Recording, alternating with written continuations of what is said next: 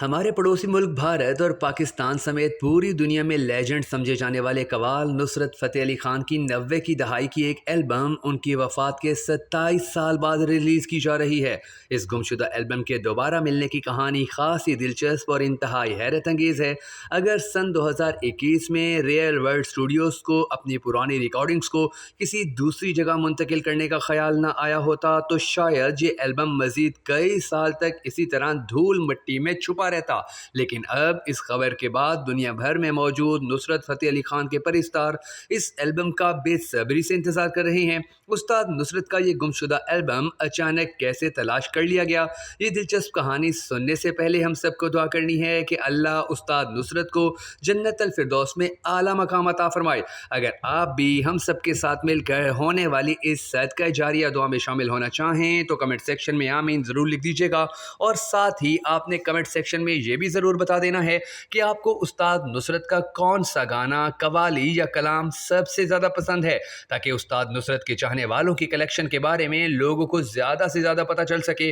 میں ہوں شکیل حیدر اور آپ دیکھ رہے ہیں آپ کا پسندیدہ channel Bhakkar network videos. ناظرین گرامی، استاد نصرت کی آواز کا جادو ایسا پر اثر ہے کہ ان کے چاہنے والوں نے ابھی سے ہی 20 ستمبر کی تاریخ اپنے پاس نوٹ کر لی ہے، یعنی وہ تاریخ کہ جب یہ ریکارڈنگز ریلیز کی جائیں گی۔ استاد نصرت سن 1997 میں صرف 48 برس کی عمر میں وفات پا گئے تھے۔ شاید یہ ریکارڈنگز ان نسلوں کے لیے بھی نصرت کی گائیگی سے متعارف ہونے کا ذریعہ بنے گی کہ جنہوں نے اس موجودہ صدی میں ہوش سنبھالا ہے، لیکن 34 سال پہلے ریکارڈ کی گئی البم اب اتنے سالوں بعد منظر عام پر کیسے آئی؟ اس بارے میں ریئل ورلڈ اسٹوڈیوز کا کہنا ہے کہ جب ہمیں یہ ٹیپ ملی تو ہمیں بہت خوشی ہوئی۔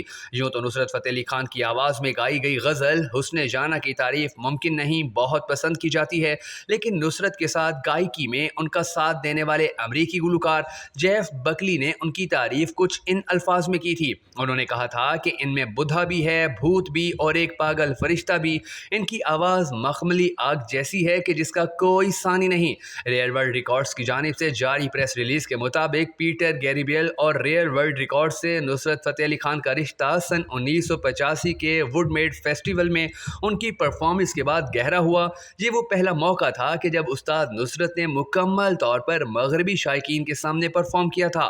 وہ اپنے ساتھ 9 افراد پر مشتمل قوال پارٹی بھی لائے تھے، اور یہ پرفارمنس ایسکیس میں چھوٹے سے علاقے میریسا آئی لینڈ پر منعقد ہوئی تھی۔ فیسٹیول میں آنے والے افراد نے رات گئے تک چلنے والا یہ شو سنا تھا۔ اس تاریخی فیسٹیول کے فوراً بعد انہیں اس لیبل کے لیے سائن کر لیا گیا، اور جہاں سے ان کی بین الاقوامی ساکھ میں اضافہ ہونے لگا۔ انہوں نے گیبریل کے ساتھ 1989 میں ان کی البم پیشن میں بھی گانا گایا، جو film the last temptation of Christ میں فیچر ہوئی۔ پیٹی گیریبل کہتے ہیں کہ میں نے دنیا بھر سے متعدد موسیقاروں کے ساتھ کام کیا ہے، لیکن شاید ان میں سب سے عظیم گلوکار میرے وقت میں نصرت فتح علی خان تھے۔ جو کچھ وہ اپنی آواز سے کہہ کر اور آپ کو محسوس کروا سکتے تھے وہ غیر معمولی احساس تھا۔ ہمیں اس بات پر فخر ہے کہ ہم انہیں عالمی سطح پر متعارف کروانے میں کردار ادا کر پائے۔ جب ہمیں یہ ٹیپ ملی تو ہمیں بہت خوشی ہوئی۔ اس البم میں وہ اپنی ہنر کی بلندیوں پر نظر آتے ہیں۔ استاد نصرت کے طویل عرصے تک انٹرنیشنل مینیجر رہنے والے راشد احمد دین کہتے ہیں کہ سن 1990 استاد نصرت کے کیریئر کا اہم ترین موڑ تھا۔ اس دوران وہ مغربی ممالک میں اپنے قدم جما رہے تھے۔ ان کے لیے سب کچھ جیسے خود بخود ہو رہا تھا۔ وہ ہمیشہ سے چاہتے تھے کہ وہ تجربے کریں اور خود کو ایک ہی طرح کی موسیقی تک محدود نہ کریں۔ الیاس حسین استاد نصرت کی جوانی سے ان کے شاگرد اور ان کی قوال پارٹی میں بطور پرومنٹ خدمات انجام دیتے آئے ہیں۔ ان کے مطابق استاد نصرت نے جب یورپ کے دورے پر اللہ اللہ گایا تو گوروں کو ان کی بات کی سمجھ تو نہیں آتی تھی، مگر وہ دیوانہ وار جھومتے رہتے تھے۔ انہیں فرانس میں لوگوں نے مسٹر اللہ کا خطاب دیا تھا۔ الیاس حسین کے مطابق وہ یورپ میں کہیں بھی جاتے تو لوگ نصرت فتح علی خان کو مسٹر اللہ کہہ کر پکارتے۔ جاپان میں جب فوکو ہوکو میں انہوں نے میوزک کے میلے میں پرفارم کیا تو جاپانی عوام نے ان کے سروں اور گائیکی پر انہیں سنگنگ بدھا یعنی موسیقی کے دیوتا کا خطاب دیا۔ الیاس حسین نے بتایا کہ جب بھی جاپان کسی شو کے لیے جاتے تو حال میں ان کے داخل ہوتے ہی تمام افراد اپنی نشستوں سے اٹھ جاتے اور شو شروع ہونے سے پہلے ان کے احترام میں کم از کم 1 منٹ کی خاموشی اختیار کی جاتی۔ الیاس حسین کے مطابق یورپ میں ان کے بہت شاگرد تھے۔ ریئل ورلڈ ریکارڈ سے جب یہ سوال کیا گیا کہ انہیں استاد نصرت کا اتنا پرانا البم کیسے ملا تو ان کا کہنا تھا کہ سن 90 کی دہائی کے آغاز میں Nusrat Fateh Ali Khan real world studios میں متعدد مرتبہ ریکارڈنگز کر چکے تھے, جن میں روایتی قوالی اور گلوکاروں مائیکل بروک اور پیٹر گیریبیل کے ساتھ سیشنز بھی شامل تھے. ان میں سے ایک لائیو سیشن کی ریکارڈنگ ریلیز نہیں کی گئی تھی اور اسے ریئل ورلڈ ٹیپ آرکائیو میں محفوظ کر دیا گیا تھا, جہاں یہ کئی سالوں تک ایسے ہی پڑی رہی. حالیہ برسوں میں ہم اپنی ٹیپ کلیکشن کو دوسری جگہ منتقل کرنے کی کوشش کر رہے تھے اور اسی دوران ہمیں ایک ایسا ٹیپ باکس ملا جس پر لکھا تھا کہ یہ نصرت فتح علی خان کی ریکارڈنگز ہیں, لیکن ان میں موجود گیت اس سے پہلے ریلیز نہیں ہوئے تھے.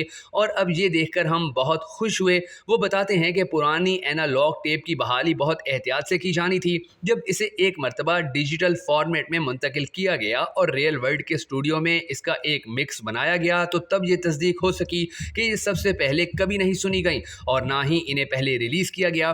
ہمیں یہ البم ڈھونڈ کر بہت خوشی ہوئی, لیکن ہم پیچھے مڑ کر دیکھتے ہیں تو یہ زیادہ حیران کن بات بھی نہیں کہ یہ ٹیپس ہمارے پاس موجود تھیں. سن 90 کی دہائی میں ہم نصرت کی البمز ریلیز کرنے کے حوالے سے خاصے محتاط تھے, کیونکہ ہمارے پاس ان کی موسیقی کو پروموٹ کرنے کے لیے وقت بھی تھا اور جگہ بھی. انہوں نے کہا کہ اس وقت ہم صرف سی ڈی اور ایل پی کے ذریعے ان کی ریکارڈنگز ریلیز کر سکتے تھے, کیونکہ اس وقت کوئی ڈیجیٹل پلیٹ فارم موجود نہیں تھا. اس لیے ہم اپنا ریلیز شیڈول بہت زیادہ مصروف بھی نہیں کرنا چاہتے تھے کہ ایک ہی وقت میں ساری البم ریلیز کر دیں. اس لیے کچھ گانوں کو بعد میں ریلیز کرنے کے لیے ایک طرف رکھ دینا کچھ نیا نہیں تھا. تاہم ان ٹیپس کو ہم وقت کے دھندلکے میں مکمل طور پر فراموش کر چکے تھے. کمپنی کو یہ ریکارڈنگ سن 2021 میں ہی مل گئی تھیں, تو انہیں ریلیز کرنے میں کمپنی کو اتنا وقت کیوں لگا؟ اس کے جواب میں ریئل ورلڈ کا کہنا ہے کہ ہمیں اس ٹیپ کو بحال کرنے, مائیکل بروک کی مشاورت سے مکس بنانے اور پھر اسے ایک فن پارے کی شکل دینے میں وقت لگا. ہم یہ تسلی کرنا چاہتے تھے کہ ہم اس انتہائی خصوصی البم کو بہترین انداز میں ریلیز کریں. کمپنی کا کہنا ہے کہ اس البم میں 4 قوالیاں کل 42 منٹ کی ہیں اور ان تمام کے مکمل سیشن ریلیز کیے جا رہے ہیں.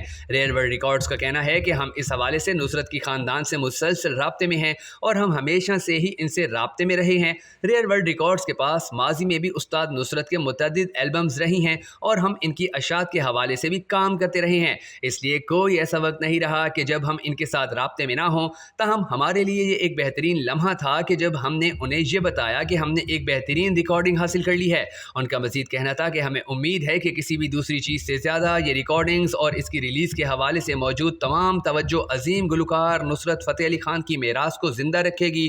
ان کی موسیقی ہر دور میں زندہ رہے گی اور اس کی کشش متعدد ثقافتوں میں لوگوں کو اپنی جانب متوجہ کرتی رہے گی. ہمارے لیے یہ خوشی کی بات ہے کہ نصرت کی اہمیت آج بھی بہت زیادہ ہے. استاد نصرت کے شاگرد خاص کہتے ہیں کہ خان صاحب دنیا کے کسی بھی حصے میں خواہ کتنا ہی طویل دورانیہ کے شو پرفارم کر کے جب واپس ہوٹل آتے تو ہمیں کہتے کہ میرا ہارمونیم باجا میرے کمرے میں رکھ دو. ہم اپنی نیند پوری کر کے اٹھتے تو دیکھتے کہ وہ اس پر ریاض کر رہے ہیں. الیاس حسین کے مطابق وہ سوتے وقت بھی بستر پر اپنا ہارمونیم ساتھ رکھ کر سوتے تھے اور نیند میں بھی ایک انگلی اس پر رکھی ہوئی ہوتی تھی. دوران سفر جہاز میں جب ہارمونیم موجود نہ ہوتا تو اپنے سینے یا پیٹ پر ہی انگلیوں سے سروں کی ریاضت کرتے. میں نے ساری زندگی انہیں کبھی ہارمونیم کے بغیر نہیں دیکھا تھا.